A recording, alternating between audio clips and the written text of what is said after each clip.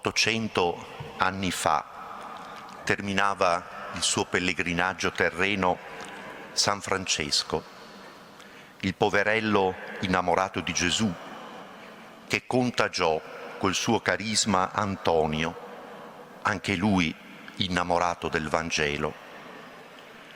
Ad Antonio Francesco concesse un privilegio: insegnare teologia purché non si estinguesse in lui lo spirito della santa orazione e della devozione. Così scriveva Francesco ad Antonio. E Antonio rimase fedele a questo mandato, consumando la sua giovane vita a servizio del Vangelo e della sua parola radicale.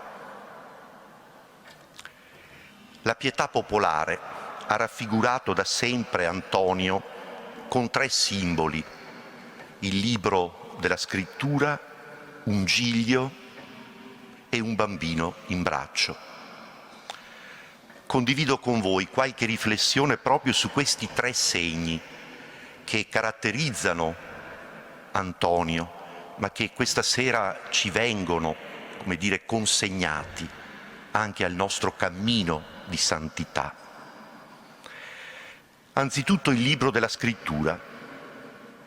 Di Antonio, quando era ancora in vita, il Papa disse che era l'arca del Nuovo Testamento. Dopo la scrittura, un altro segno che caratterizza e ci fa subito riconoscere Sant'Antonio in qualsiasi luogo noi andiamo è un giglio che ha tra le mani.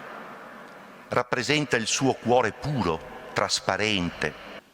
E infine, quel bambino in braccio ad Antonio, quel bambino che sta appoggiato sul libro aperto e che accarezza ed è accarezzato, mentre Antonio lo stringe a sé commosso.